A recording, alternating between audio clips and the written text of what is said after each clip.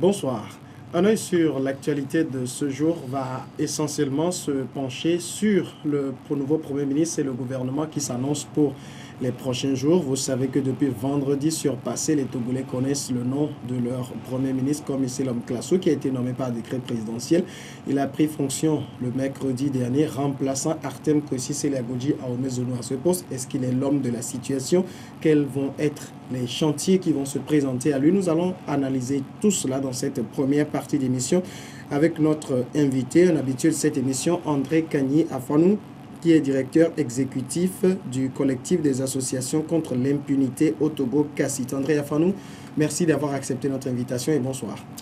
Bonsoir Samuel, merci de m'avoir invité, merci de me donner l'occasion d'échanger d'abord avec vous et puis avec nos compatriotes. Et puis en deuxième partie d'émission, nous allons parler d'une conférence qui va être organisée à Paris en décembre prochain. C'est la conférence de Paris sur le climat. Nous aurons le temps d'évoquer cela dans la seconde partie avec deux autres invités qui vont me rejoindre après pour comprendre ce dont il va s'agir. Alors André Afanou, j'ai planté le décor. On va parler dans cette émission des premiers ministres, à Omezono, qui est parti, comme Klasso est venu.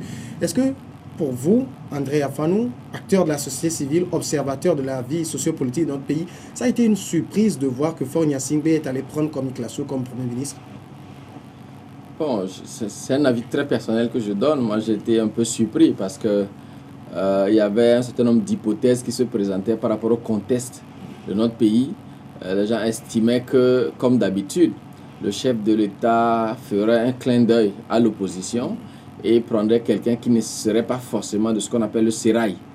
Et donc, dans ce sens-là, c'est vrai, il y avait toutes les raisons de penser que le Premier ministre Aoumezounou allait partir. Mais certains pensaient que, ou bien, dans le meilleur des cas, je dirais, dans le cadre d'une entente avec l'opposition incarnée par le cadre 2015, où l'ANC, il y aurait quelqu'un de l'ANC.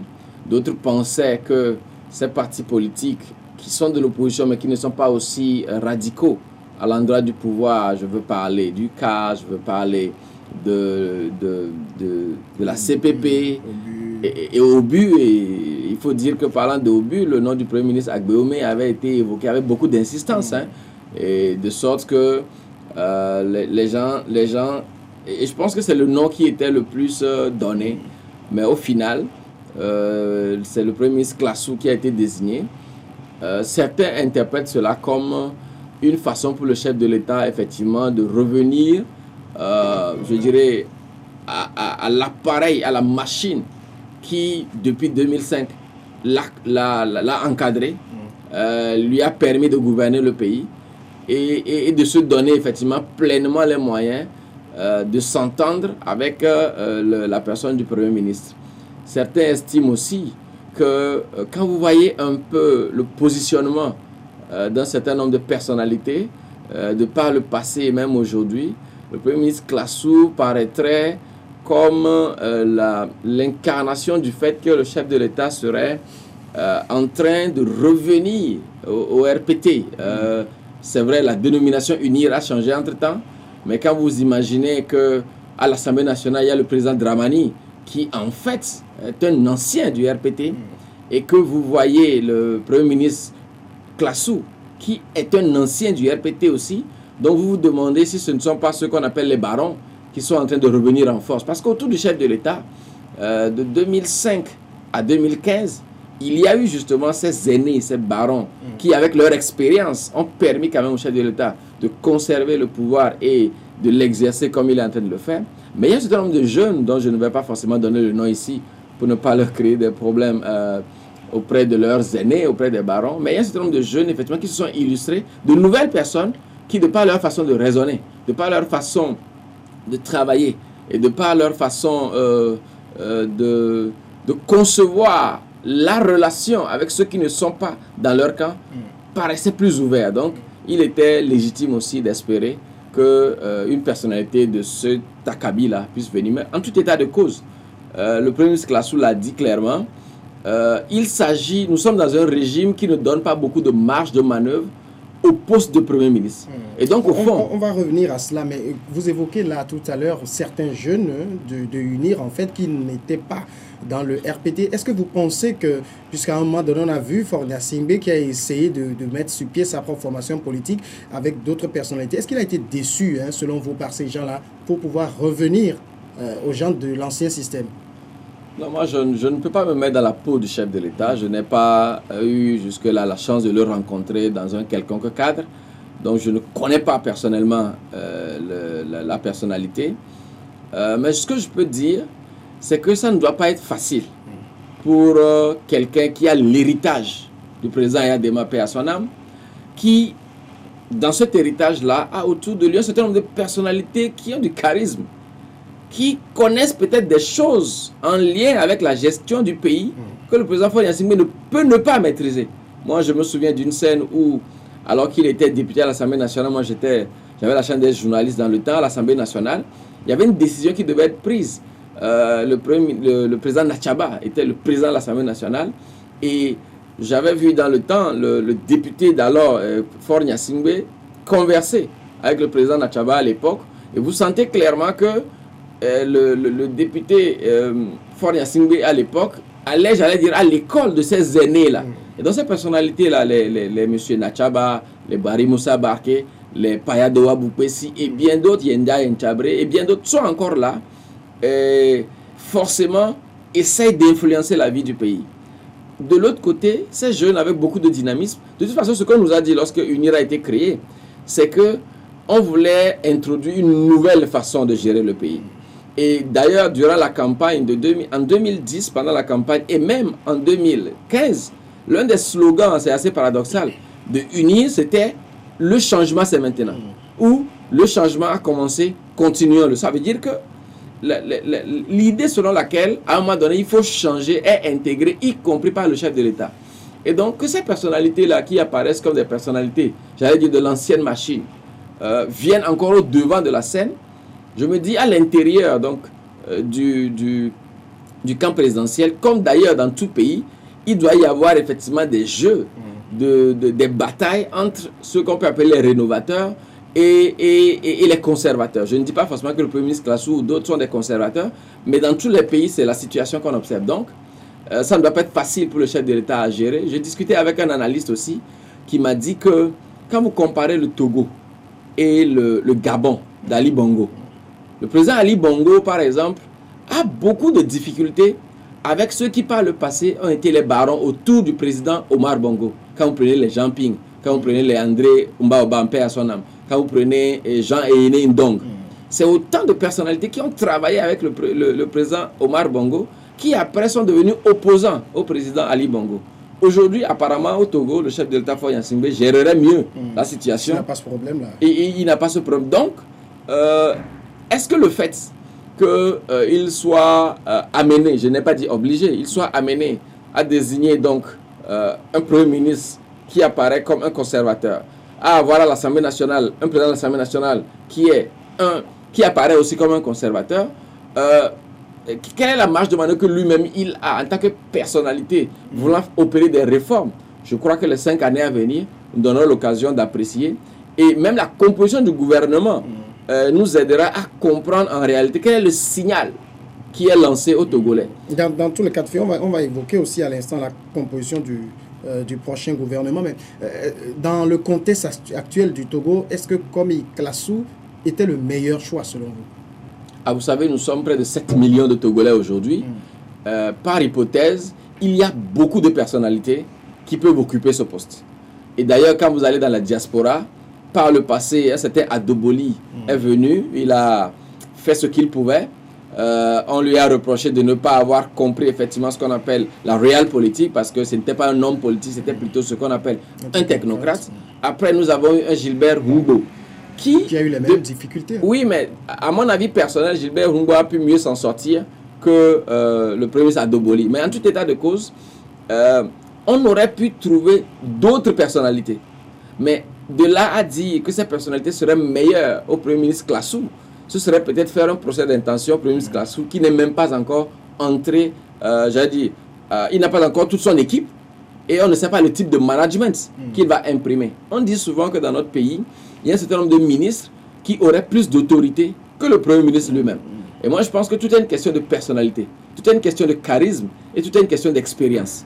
Et donc, il appartient au Premier ministre Classou au regard des expériences que les premiers ministres passés ont eues. Parce que de toute façon, dans la vie, nous sommes riches non seulement des expériences que nous avons à titre personnel, mais des expériences que d'autres ont et que nous avons pu, et dont nous avons pu avoir connaissance.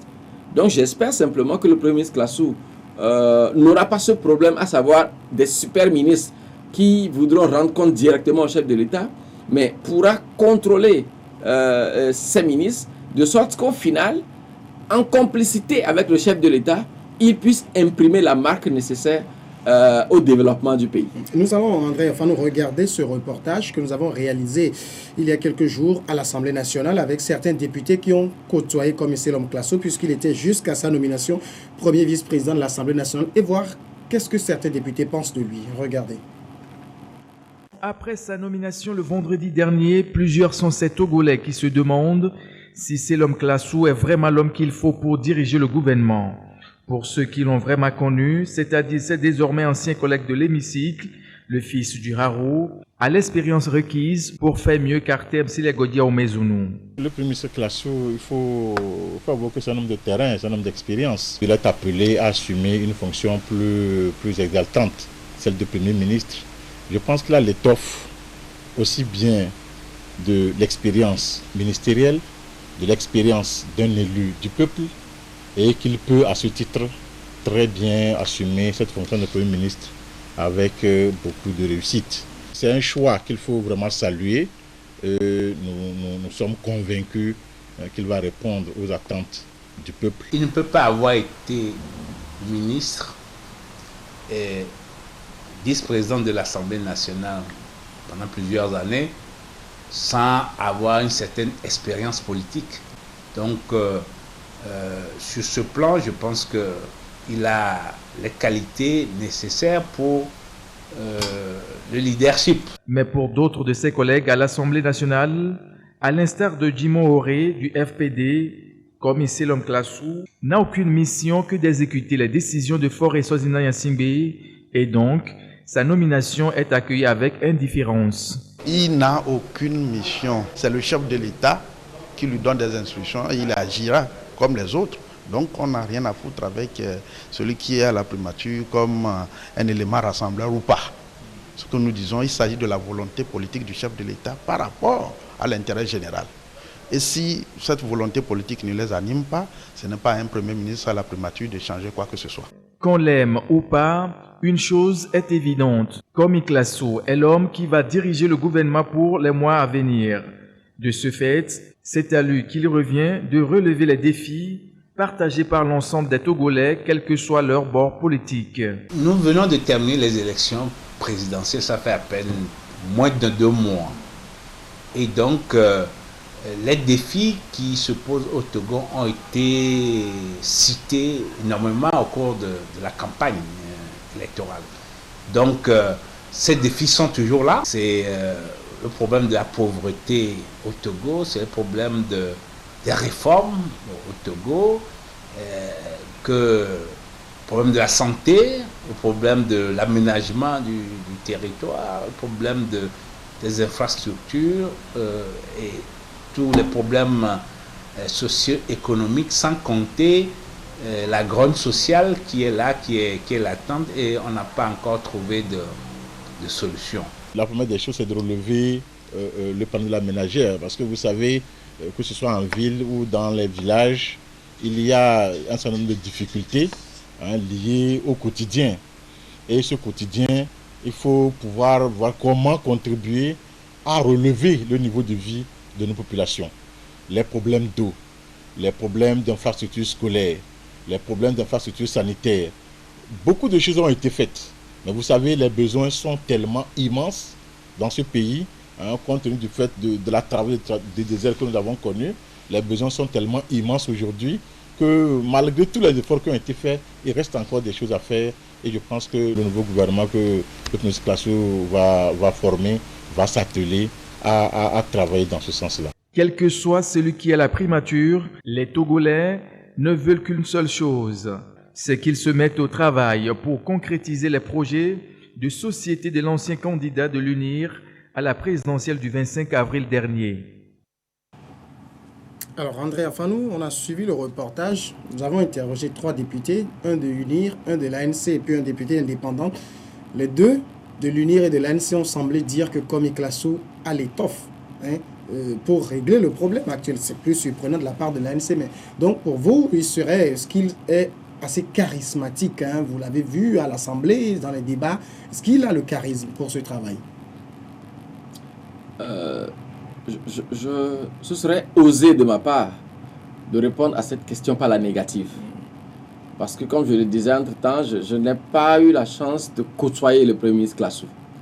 Je ne le vois que sur les médias et je ne connais de lui que ce que les médias disent de lui.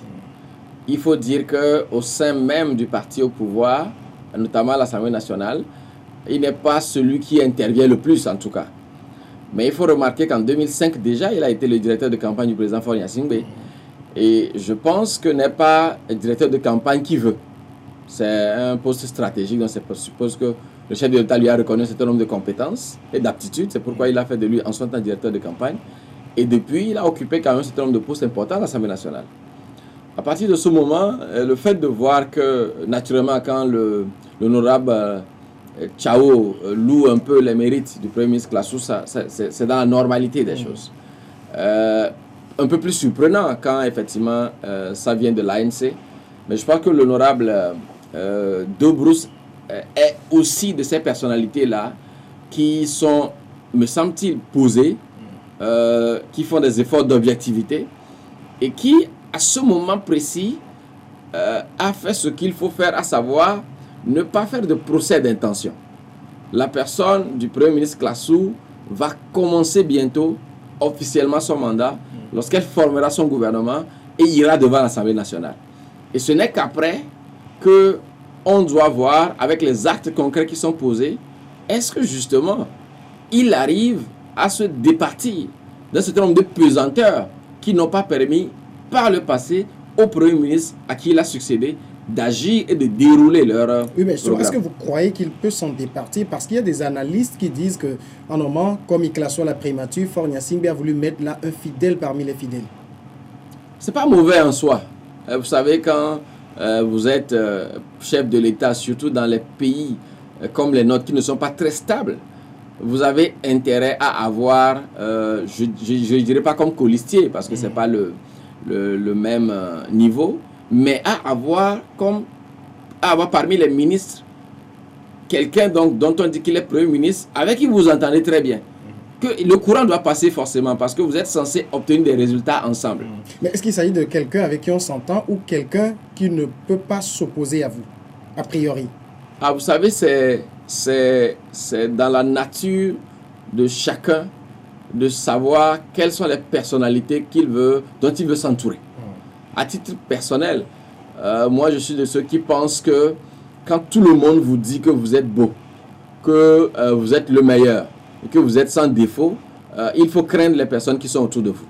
Et quand vous avez la chance dans votre staff, effectivement, d'avoir 2 ou 3 personnes qui critiquent vos points de vue et qui prennent le temps de vous expliquer, effectivement, les critiques de ces points de vue-là, ça doit vous intéresser, ça doit vous faire du bien. Dans ce sens-là, quand on entend le Premier ministre Klasso dire le lendemain de sa nomination qu'il est là pour appliquer la politique du chef de l'État, dans le fond, ce n'est pas faux. Mais ça peut apparaître comme une déclaration de fidélité au chef de l'État. Certains qui auraient même souhaité que, après 15 ans à la tête du pays, si par la grâce de Dieu, donc on arrive en 2020 et qu'il faille organiser une nouvelle élection, que le chef de l'État Faure Gnassingbé prépare une nouvelle personne. Parce qu'en réalité, aujourd'hui, quand vous voyez au sein de UNIR, à part le chef de l'État, on a du mal à distinguer un numéro 2. Au sein du parti, vous voyez le vice-président Aïdam. Il est invisible. Mais qui paraît invisible, manifestement. Et donc, on aurait espéré que le chef de l'État prépare quelqu'un qui devait normalement, à qui il devait donner la main. Quand vous suivez un peu l'histoire de l'Afrique du Sud, le président Mandela était là. À un moment donné, le président Thabo Mbeki était sous la main. Le président Thabo Mbeki sous Mandela avait une certaine expérience. Et pendant que le président Thabo Mbeki travaillait, Jacob Zuma était sous la main. Et c'est la meilleure façon, à mon avis, d'assurer à nos États une stabilité dans la durée. Parce que généralement, on a l'impression que les chefs d'État africains, ce n'est pas seulement au Togo.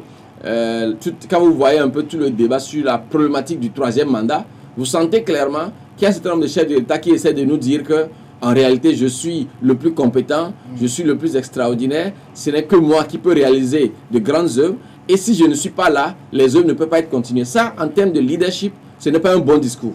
Le bon leader, me semble-t-il, c'est celui qui, pendant qu'il est là, peut préparer la route et montrer clairement que c'est telle personne qui va devenir son dauphin. Donc, quand on considère qu'en 2005, le Premier ministre Classou était le directeur de campagne du président Faure Gnassingbé, quand on considère que depuis, de façon constante, il a quand même occupé des hautes fonctions. Plusieurs fois ministre. Moi, j'espère simplement que d'ici 2 ans, clairement, le chef de l'État, Faure Gnassingbé, annoncera que, comme le président Boni Yayi l'a fait d'ailleurs cette semaine, et quand il l'a fait, forcément, c'est du mérite qu'on lui a attribué. Ça n'a jamais été dénoncé, ni par les gens de son camp, ni par d'autres personnes. Donc, c'est forcément, quand vous posez un acte comme celui-là, et que de vous-même vous annoncez que vous allez faire un certain nombre d'années, et qu'après vous allez partir, et que vous allez préparer une autre personne, c'est beaucoup de mérite que ça vous confère. L'inverse donne l'impression que vous vous dites, après moi c'est le déluge, et que je veux rester à la présidence à vie. Ça, normalement, en 2015, ce n'est plus accepté, ni en Afrique, ni dans d'autres pays. Donc, j'espère simplement que pour assurer une stabilité à notre pays, pour garantir un peu une force aux institutions, le chef de l'État, au fur et à mesure, renforcera l'action du Premier ministre et que le Premier ministre lui-même arrivera à s'affirmer, non pas comme quelqu'un, excusez-moi le terme, qui soit un béni oui-oui au chef de l'État, mais quelqu'un qui sera un partenaire du chef de l'État, qui pourra faire au chef de l'État des propositions alternatives. Je connais un ministre qui a l'habitude de dire, et je partage cet avis-là, que dans un pays comme le nôtre, où il semble qu'il n'y a pas d'alternance, ce qu'il faut, c'est des alternatives. C'est-à-dire que de toute façon, c'est inimaginable de penser qu'au sein de UNI, tout le monde pense de la même façon. À plus forte raison, dans le pays, quand on prend la classe politique, c'est inimaginable de penser que nous regardions tous dans la même direction. Donc forcément, il faut développer des alternatives. Voilà la façon dont je vois le problème. Et vous, comment est-ce que vous voyez ça? Et surtout, donner la liberté aux gens de vous proposer des points de vue qui ne soient pas les vôtres. Des fois, quand vous discutez avec certains membres du gouvernement, vous avez l'impression que les gens ont des opinions, et même des gens des institutions de la République. Vous avez l'impression que des gens ont des opinions qui ne sont pas forcément les opinions du chef de l'État, mais qui n'arrivent pas à affirmer leurs différences, ce qui n'est pas bon pour notre démocratie. Alors, on est là à parler du Premier ministre, on va évoquer tout à l'heure ce qu'il va faire, mais est-ce que dans le contexte togolais, dans lequel on est rentré après 2002, le poste de Premier ministre a encore une grande importance? Le constituant de 1992 avait institué un poste de Premier ministre où les prérogatives étaient assez importantes. Le Premier ministre, par exemple, avait la possibilité, lui, d'identifier les membres du gouvernement et de proposer cette composition que le chef de l'État devait valider ou à défaut faire 2 ou 3 observations pour qu'au final, ce soit une équipe qui inspire confiance au Premier ministre lui-même. Sur ce point déjà, par exemple, le Premier ministre actuel, avec la révision intervenue entre-temps, n'a pas la possibilité lui-même de choisir les hommes qu'il veut. De sorte qu'au final, on a cette anomalie-là qui voudrait que certains ministres, parce qu'ils se sentent investis de la confiance du chef de l'État, se disent qu'ils sont plus importants que le Premier ministre. Donc je pense que c'est quelque chose qu'il faut revoir. Mais en tout état de cause, et sans trop développer donc, les aspects qui affaiblissent le Premier ministre aujourd'hui par rapport aux révisions constitutionnelles, moi je pense que tout est une question de personnalité. C'est-à-dire que, comme disait quelqu'un, le jour où vous venez au poste de Premier ministre, vous devez vous attendre à ne plus être à ce poste un jour. C'est quelqu'un qui vous a nommé, la personne peut vous révoquer un jour. Et donc, dès les premières heures de votre nomination, vous devez pouvoir dire à la personne qui vous a nommé, voilà les ambitions que j'ai en application au programme de société que tu m'as donné, au cahier de charges que tu me donnes, aux ambitions que tu as annoncées aux Togolais. Voilà la contribution que j'estime pouvoir apporter pour que ton action puisse réussir.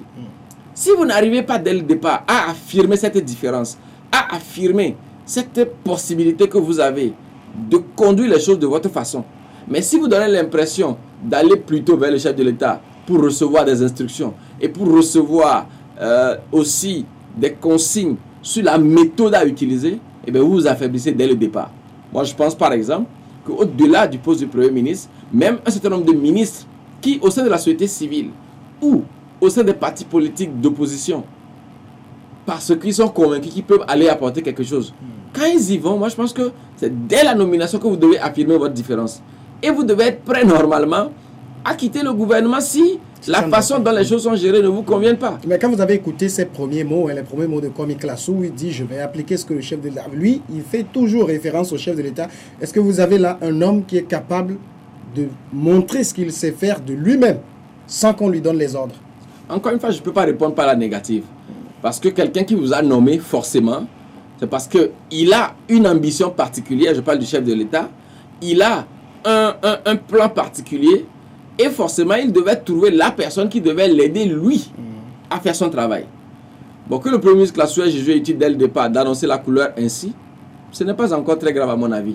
Par contre, c'est vraiment à l'œuvre qu'on verra est-ce qu'il arrive à se départir du simple souci de... Parce que de toute façon, c'est, je crois, en France, si je ne me trompe pas, le président Dumas, Roland Dumas du Conseil constitutionnel, qui disait qu'il avait à l'égard du président François Mitterrand un devoir d'ingratitude quand il a été nommé au Conseil constitutionnel. En lui disant simplement, Monsieur le Président, vous m'avez nommé au Conseil constitutionnel, mais les prérogatives dont je dispose à partir de ce moment m'amènent à vous dire que je ne suis plus obligé d'avoir de la déférence à votre égard. Je rentrerai dans mes fonctions et si vous faites bien naturellement, je dirai que ce que vous avez fait est bon. Mais si par hasard, vous allez au-delà de la Constitution et que vous posez un acte qui n'est pas conforme à ce que la Constitution vous demande de faire, je dois pouvoir le dire. Donc c'est vraiment ce devoir d'ingratitude, mais qui en même temps n'est pas de la déloyauté. Ça veut dire que, comme je disais, les jours, les semaines et les mois à venir nous permettront de voir quelle est la marge de manœuvre que le Premier ministre Klasu se donne. Et moi, je pense qu'il y a une partie qui dépend du chef de l'État. Quand dans une administration, quand dans un service, quand dans une institution, vous nommez les gens et que dans la façon de manager l'équipe, vous donnez l'impression que tout le monde doit vous faire allégeance, que vous ne tolérez pas des points de vue divergents, alors les gens forcément vont rentrer dans les rangs. Mais quand entre-temps, un point de vue divergent est affirmé et que vous louangez la façon dont le point de vue divergent a été exprimé et que vous reconnaissez même qu'en tant que chef de l'État, vous n'êtes pas parfait et que cet aspect-là, vous ne l'aviez pas vu, vous valorisez la personne qui vous a fait une contribution différente de ce que vous vouliez. Et ça va encourager toutes les autres personnes qui s'auto-censuraient à se dire, mais au sein de cette équipe-là, je peux parler, je peux apporter quelque chose. Quand vous analysez de 2005 à 2015, il y a eu au sein des gouvernements togolais successifs des ministres à qui on ne pouvait pas prêter des intentions dès le départ de ne pas avoir de bonnes façons de penser et de manager. Mais quand ils sont rentrés, on a eu l'impression qu'ils sont devenus aphones par rapport à un certain nombre d'anomalies qui étaient observées. On a eu l'impression qu'ils sont devenus tout à fait amorphes par rapport à la marge de manœuvre dont on pouvait les créditer.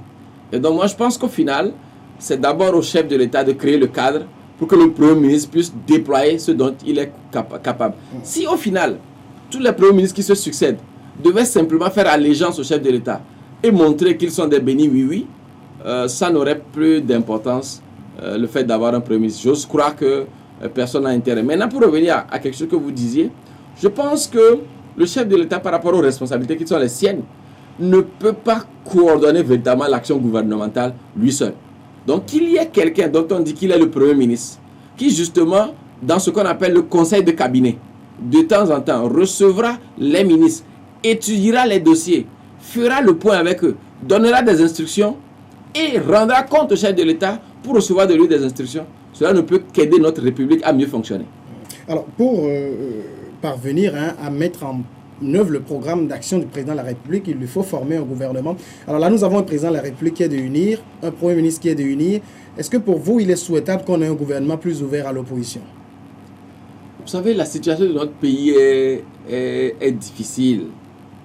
L'idéal au Togo aujourd'hui, pour les 5 ans à venir, par rapport aux défis que nous avons en matière de consolidation de la gouvernance, par rapport aux défis que nous avons en matière de déploiement des plans de développement, à la lutte contre la pauvreté, à la poursuite des projets de développement des infrastructures, l'idéal, c'est qu'il y ait un consensus républicain.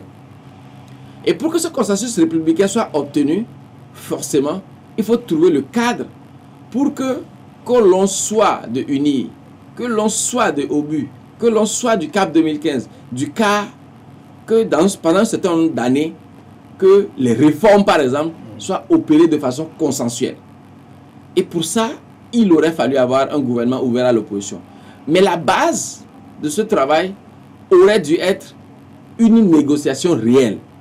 Parce que quand des opposants rentrent au gouvernement, simplement en donnant l'impression qu'ils ont été cooptés, déjà à la base, ils partent avec la faiblesse selon laquelle certains vont dire qu'ils ont été achetés, qu'ils sont allés à la mangeoire. Et ça les affaiblit, forcément.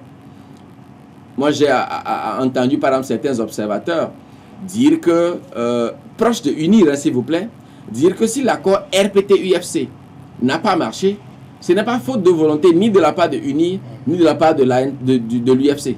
Ce serait parce que, lorsque l'accord a été signé, rapidement, l'accord a été dénoncé dans les camps de l'UFC. Du coup, les gens du RPT à l'époque se sont dit, non, nous voulions toute la machine UFC avec nous. Et puisque ceux que nous avons maintenant, c'est des gens affaiblis, quel que soit là où nous irons avec eux, la base de l'UFC qu'on aurait aimé avoir pour que le consensus républicain soit obtenu, cette base n'est pas réelle. Donc, ça affaiblit tout le monde. Donc, il me semble que l'idéal, c'est qu'on ait l'opposition associée au gouvernement. Mais puisque la négociation préalable n'est pas faite, moi, je pense qu'il vaut mieux que l'opposition reste dans son rôle d'opposition à cette étape. Et que, vous savez... C'est-à-dire qu'elle n'aille pas au gouvernement? Oui, puisque si elle y va, je précise, sans qu'il n'y ait une négociation préalable des conditions de désignation du Premier ministre, des membres du gouvernement, pardon. Vous savez, dans un pays comme la Côte d'Ivoire, lorsque l'accord a été signé entre le président Gbagbo et la rébellion d'alors dirigée par le Premier ministre Guillaume Soro, mais l'accord qui a été signé prévoyait le nombre de postes que l'opposition aurait eu, quels sont ces postes-là aussi, et donc forcément quand vous allez au gouvernement, vous n'êtes pas fragilisé. Deuxième exemple que je voudrais donner, c'est le Burundi, dont on parle beaucoup ces derniers temps. Les accords d'Arusha de 2004, si vous lisez ces accords-là, disent clairement entre Tutsi et Hutu quelle devait être la répartition des postes ministériels en termes de postes de souveraineté et quels sont les postes qui devaient être occupés par les Hutus, quels sont les postes qui devaient être occupés par les Tutsis. Et même quand on prend les institutions, comment assurer une représentation de tout le monde dans ces institutions-là. Donc pour revenir au Togo, ce travail n'a pas été fait. Il y a d'ailleurs un certain nombre de partis politiques, OBU, le NET de Jerry Tama, la CPP du président Francis Sekon et d'autres, qui ont annoncé que de toute façon, eux, ils ne veulent pas faire la chaise, c'est surtout le président Francis Sekon qui l'a dit, qui ne sont pas du genre à faire la politique de la chaise vide. Bon, pour un homme politique, je pense que il y a forcément des cas normalement dans la vie où ce qu'on vous propose ne convient pas à vos principes et vous n'y allez pas. Si vous ne faites pas la politique de la chaise vide et que vous acceptez tout aussi, on donne l'impression de ne pas avoir de personnalité. Mais est-ce que dans le contexte togolais, est-ce que Faure Gnassingbé est obligé de conjuguer avec l'opposition? Il a gagné l'élection présidentielle, il est majoritaire au Parlement. En fait, c'est à lui d'avoir tous les leviers pour diriger le pays. Non, vous savez, quand vous analysez le scrutin de 2005, vous analysez celui de 2010 et celui de 2015, le grand problème par rapport à tous ces scrutins où le président Faure Gnassingbé a été déclaré élu, c'est que le processus de proclamation des résultats n'a pas été consensuel. Moi, j'ai même l'impression, c'est mon indépendant d'acteur de la société civile qui me permet de penser ainsi, que certains voyaient que le chef d'État Faure Gnassingbé, parce que le jeu avait été pipé d'avance, puisqu'il n'y a pas eu les réformes, Vous savez, quand vous acceptez de jouer un match contre le Barça, alors que vous êtes à Gaza, quand vous acceptez que ce match soit joué à Barcelone, quand vous acceptez qu'on vous transporte avec une compagnie qui fait 5 escales et que vous arrivez dans le pays le matin et c'est le soir que vous jouez et que tout le public est acquis au Barça, l'arbitre acquis au Barça, arbitre espagnol, quand vous acceptez de jouer ce jeu-là, vous devez savoir que vous allez être battu. Donc pour moi, les conditions dans lesquelles l'élection a été faite sans les réformes, avec une bonne partie des partisans de l'opposition qui ne sont pas allés s'inscrire sur les listes électorales. Et même ceux qui sont allés s'inscrire sur les listes électorales ne sont pas allés voter. Il y a une bonne partie qui ne sont pas allés voter. Dans ces conditions-là, il semblait normal que le chef de l'État, Faure Gnassingbé, soit déclaré vainqueur. De toute façon, les institutions lui sont favorables. Mais l'anomalie qu'il y a eu à la CENI, où le résultat a été proclamé dans des conditions que je pense être abracadabrantesques, je me dis, c'est peut-être quelqu'un proche du chef de l'État lui-même qui ne voulait pas qu'il ait une victoire nette. C'est-à-dire que je ne vois pas l'opposition fabriquer ça là. Donc c'est pour vous dire que même s'il a été déclaré élu en 2005, s'il a été déclaré élu en 2010 et en 2015, le chef de l'État en son âme et conscience et ses partisans devront reconnaître que la crise de confiance persiste toujours entre les Togolais. Que les gens n'ont pas la conviction qu'il est élu. De toute façon, avant ce processus électoral, une enquête d'Afrobaromètre avait révélé que les Togolais ne font pas confiance en la CENI pour organiser des élections libres, transparentes et démocratiques. Aux institutions en général. C'est ça. Et la même enquête d'Afrobaromètre avait dit que les Togolais estiment que les élections actuellement telles que c'est organisé ne permettent pas de sanctionner les dirigeants. Donc ça veut dire qu'il y a un problème quelque part. Et de toute façon, dernier argument que je voudrais verser dans le débat, la Commission Vérité et Réconciliation, après avoir analysé la vie politique de notre pays, a conclu qu'il fallait créer les conditions à travers les réformes pour que l'alternance soit possible. A contrario, si les réformes ne sont pas faites, ça veut dire que les conditions ne sont pas créées pour que l'alternance soit possible. Donc on peut estimer que les résultats, les élections ont été faites et qu'il fallait que Faure Gnassingbé gagne ou gagne. Maintenant, pour revenir à votre suggestion ou à votre remarque, je pense que ma prière pour le Togo, c'est que durant les premiers jours, Ahmed Zounou avait annoncé qu'il créerait un cadre pour faire les réformes, ce n'est pas fait.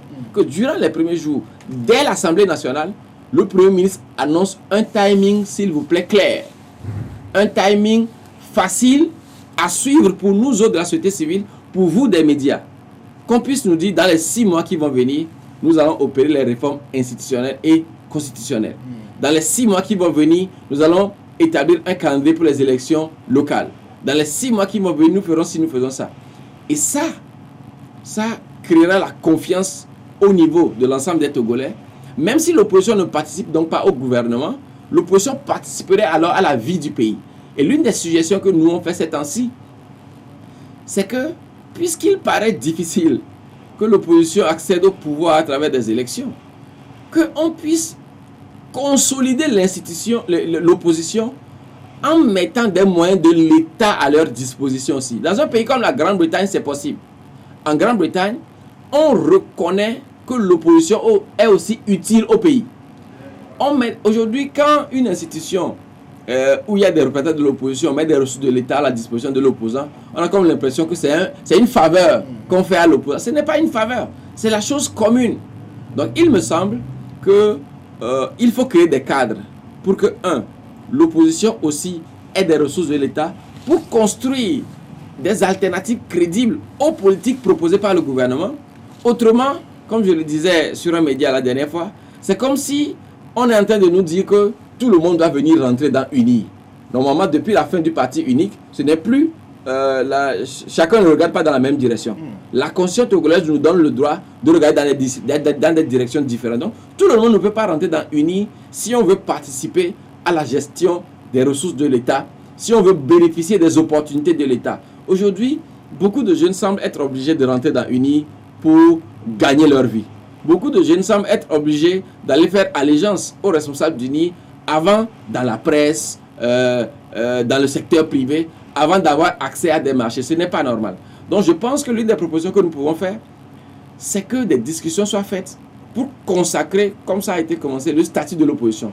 Et qu'on dote l'opposition de moyens pour qu'elle puisse jouer son rôle d'équilibre face à ce que le chef de l'État va faire. Vous évoquez à l'instant les questions de réforme. On va en parler avec rapidement le bilan de Ahomey Zulu. Je vais vous inviter encore à suivre ce reportage-là sur le bilan qu'on peut faire du Premier ministre, désormais ex-Premier ministre Artem Ahomey Zulu. Nommé le 19 juillet 2012, puis reconduit le 17 septembre 2013, Artem Ahomey Zulu aura passé 2 ans et 8 mois à la primature. À l'occasion de cette passation de service qui marque la fin de sa mission, le fils de Pélé Tchavier dresse le bilan de son passage à la tête de 2 gouvernements successifs. Ahomey Zulu estime aujourd'hui être allé au-delà de la feuille de route que lui a confiée le président de la République. Je ne me suis pas rendu compte de l'exécution de la feuille de route qui m'avait été transmise, mais je l'ai regardé un peu la dernière fois parce que j'ai entendu dire que le président n'a rien fait. J'ai dit, mais regardons un peu la feuille de route. Et je me suis rendu compte que nous sommes allés au-delà de la feuille de route. Je voudrais remercier les Togolais qui nous ont accompagnés pour faire ça. Nous sommes allés complètement au-delà de la feuille de route, en réalisant tous les points qui sont évoqués. Bien ou mal, c'est aux observateurs de juger, mais nous avons été totalement au-delà de ces points qui étaient dans la feuille de route. Et nous avons même réalisé d'autres choses qui ne s'étaient pas demandées à notre arrivée. S'il s'estime aujourd'hui satisfait de son propre bilan, Ahomey Zulu n'oublie pas les difficultés qui ont émaillé ces 32 mois de gestion, allusion faite à la gestion des fonds de l'accompagnement au civisme mis en place par son prédécesseur, mais supprimé sous son administration. L'affaire lui a valu les foudres de la presse. Aujourd'hui, le désormais ancien Premier ministre s'explique. Parce que fin juillet, les fonds devaient être payés et comme il faisait le point, il restait 89 000 francs dans le compte. C'est à ce moment que j'ai cherché à savoir d'où venaient ces fonds, que c'était sur les fonds du comité pétrolier, que sur les fonds sociaux, faisait prélever un certain nombre de fonds pour réaliser cette opération. Et ce compte s'appelait Initiative du Premier ministre. J'ai posé la question de savoir comment nous faisons. On me dit, monsieur le ministre, monsieur le Premier ministre, vous avez supprimé la source. Je dis, ah bon, comment j'ai pu faire? Il dit, oui, quand après juin et juillet 2011, nous avons fait 2 augmentations de suite des produits pétroliers. En discussion avec le chef de l'État, avec tous ceux qui étaient concernés, nous avons cherché à minimiser les prélèvements que l'État faisait. Le comité pétrolier a proposé aussi ces fonds sociaux, sans que je n'ai les détails. Et donc, ces fonds étaient supprimés pendant que vous étiez au ministère du Commerce, et donc ils n'arrivaient plus. J'ai fait payer pendant 3 mois sur mes propres fonds politiques. Cela pour les journalistes, mais j'ai compris qu'on ne pouvait pas continuer. Comme le pays était bloqué, il y avait des difficultés, il fallait organiser l'élection, j'ai dit que ce n'était pas le plus urgent à réaliser. Je me devais peut-être de vous recevoir et d'en parler avec vous. Je ne l'ai pas fait, je m'en excuse.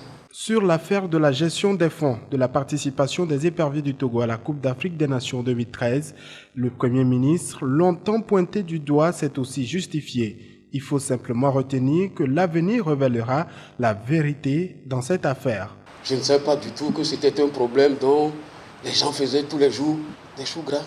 J'ai compris ça un peu tard.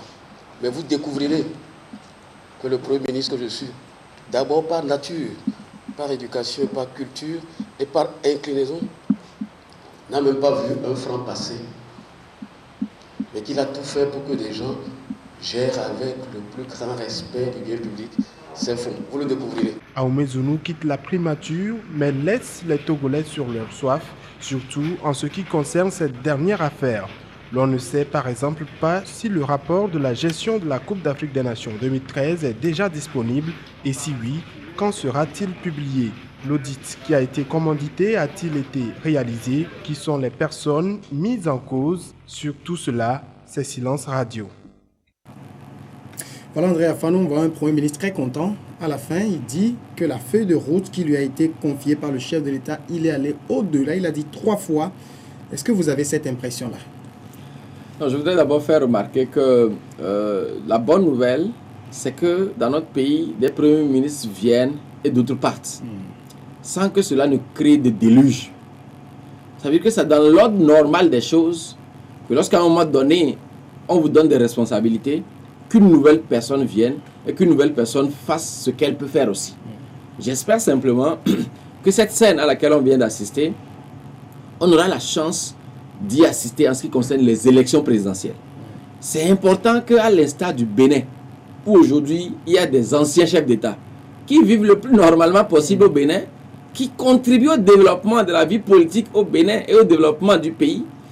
C'est normal que dans un pays comme le Ghana, qui est à côté, où effectivement il y a au minimum 3 chefs d'État encore en vie actuellement, qui donnent de temps en temps leur point de vue sur la gestion du pays, j'espère que vraiment au Togo aussi, à l'instar des premiers ministres qui sont anciens, on aura un ancien chef d'État un jour.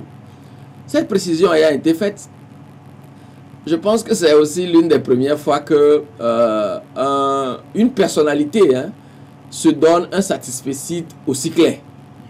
Le premier ministre Ahmed Zounou, vous avez bien fait de le préciser, a surpris plus d'un lorsque nous avons suivi ces propos-là au journal télévisé sur vos chaînes, où il dit que non seulement la feuille de route qui lui a été donnée, il l'a remplie, mais il est allé au-delà. Je pense que généralement les hommes politiques ne disent pas toujours ce qu'ils pensent vraiment. Je n'ose pas croire que le premier ministre Ahmed a dit quelque chose qu'il ne pensait pas. Et donc, hypothèse, il pensait ce qu'il disait. Dans ce cas, il a certainement oublié que lorsqu'il était face à l'Assemblée nationale, pour demander la confiance de l'Assemblée nationale, il avait solennellement dit, j'ai encore le discours, qu'il ferait les réformes institutionnelles et constitutionnelles. Pour son information, à ce jour, nous sommes en juin 2015, ces réformes ne sont pas faites. Donc c'est à lui de savoir si cela rentre dans une feuille de route qui est accomplie ou pas. Sous le premier ministre Ahmed Zounou, si vous permettez, le chef de l'État a annoncé les états généraux de l'éducation et de la santé. Quand le chef de l'État fait une annonce comme celle-là, il appartient au Premier ministre, justement parce que c'est lui qui coordonne sur le terrain l'action du chef de l'État, de mettre cela en œuvre. Jusqu'à ce que je ne vienne dans votre studio, il me semble que ces états généraux n'étaient pas faits. Troisième et dernier exemple, puisque nous n'avons pas forcément le temps, je pense que l'une des tâches indélébiles que le Premier ministre Ahmed Zounou, malheureusement pour lui, aura quand on parlera du Premier ministre Ahmed Zounou et de son bilan, c'est que tout le monde retiendra qu'il nous a promis solennellement de nous faire les comptes de la CAN 2013. Qu'il l'a répété à plusieurs occasions et que d'ailleurs ces fonds ont été prélevés dans des conditions anormales. Si on était dans un État véritablement démocratique, les citoyens auraient le droit de saisir les tribunaux pour justement que l'État réponde des conditions dans lesquelles ces prélèvements ont été faits. Ensuite, la gestion calamiteuse de la participation des éperviers ou du retour des éperviers au pays lorsqu'ils ont été éliminés. Donc que le Premier ministre ne fasse pas ces comptes-là et qu'il se décerne ce satisfecit-là, je pense que cela ressemblerait à de l'oubli de sa part dans le meilleur des cas. Dans le pire des cas, je pense que c'est à lui-même de savoir un peu quel message il voulait donner s'il insiste ainsi sur le fait que il est allé au-delà. Sur la question des réformes que vous avez évoquées, on sait que c'est la question de la limitation du mandat, du mode de scrutin qui a préoccupé énormément de personnes. On a vu ce qui s'est passé aussi à la rencontre d'Accra, où il semble, on n'en a pas énormément, vraiment la preuve, que ce soit le Togo et la Gambie qui aient dit non. Non, il ne semble pas, cher ami.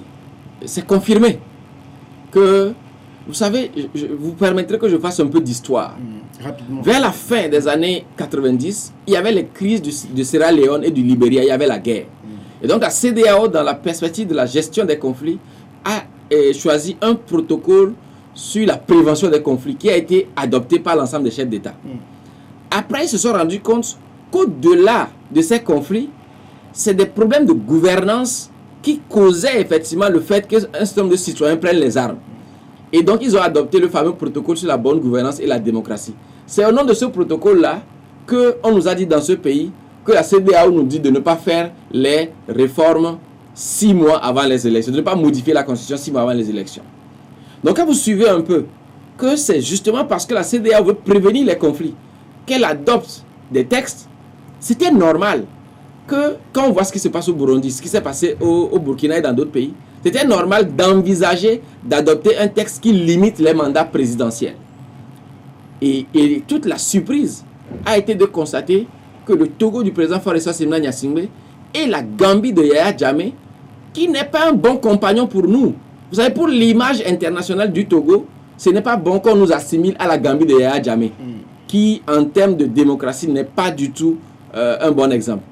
Donc, je me demande comment est-ce que le chef de l'État et les membres du gouvernement ont pu prendre une telle responsabilité devant l'histoire. Mais est-ce que l'argument avancé était quand même solide de dire que nos tests ne sont pas encore mis à jour pour accepter ce protocole additionnel? Non, ce n'est pas un argument solide, s'il vous plaît. Moi, j'ai eu la chance d'avoir une formation de juriste, privatiste certes, mais dès la première année, on nous donne le b.a.-ba du droit constitutionnel et du droit international. Et en droit international, un chef d'État a la possibilité d'aller négocier des traités au niveau international. Et s'il advient que ce traité n'est pas conforme aux textes nationaux, tout ce qu'il fait en revenant au pays, justement, c'est de s'adresser à l'Assemblée nationale pour que celle-ci, justement, adapte les textes nationaux à la Convention internationale. Et de toute façon, les préoccupations des Togolais sur ce point sont connues. Je disais, en tant qu'Afrobaromètre a révélé que plus de 80% des Togolais souhaitent que les réformes soient faites.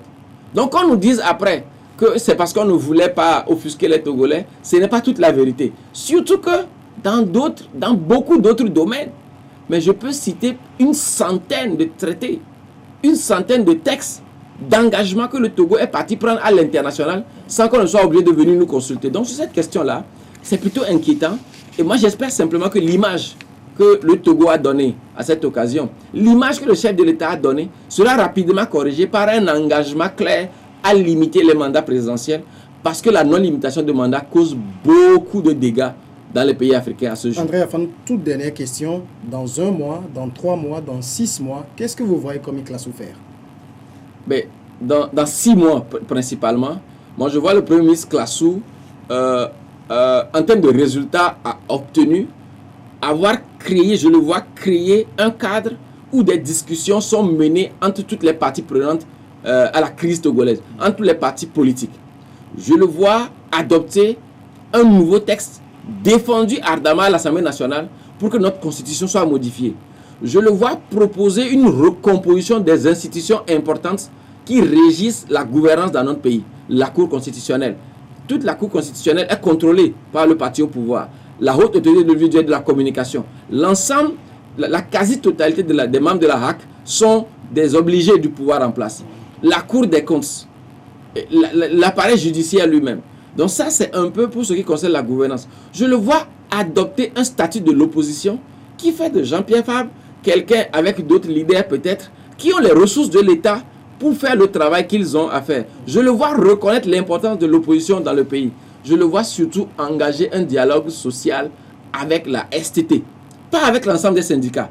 Parce que c'est la STT qui, dans la dernière période, a exprimé des revendications. Je le vois engager ce dialogue-là. Je le vois organiser enfin les états généraux de l'éducation et de la santé. 2 secteurs très importants dans lesquels il y a eu des crises. Je le vois enfin continuer tout ce que le chef de l'État a annoncé et tout ce que le chef de l'État a fait pendant les dernières périodes de son mandat qui vient d'être renouvelé. À savoir, continuer le provenade pour les jeunes, aide pour les jeunes, continuer les infrastructures. Je le vois aussi continuer par redorer le blason du pays, du Togo, j'allais dire, à l'international. André Kani Afanou, merci d'être passé dans cette première partie d'émission. Non, c'est moi qui vous dis merci et je continue de souhaiter bonne chance à votre émission. Je vous félicite surtout, effectivement, pour le dynamisme avec lequel vous animez aussi l'émission. Merci beaucoup. Nous suivons donc de très près cette actualité. On va suivre la nomination du prochain gouvernement. Je rappelle qu'au moment où nous enregistrons cette émission, le gouvernement n'a pas encore été formé. André Afanou, directeur exécutif du collectif des associations contre l'impunité au Togo. Tout de suite derrière cette première partie, je retrouve d'autres acteurs pour parler de la conférence internationale sur le climat de Paris en décembre prochain.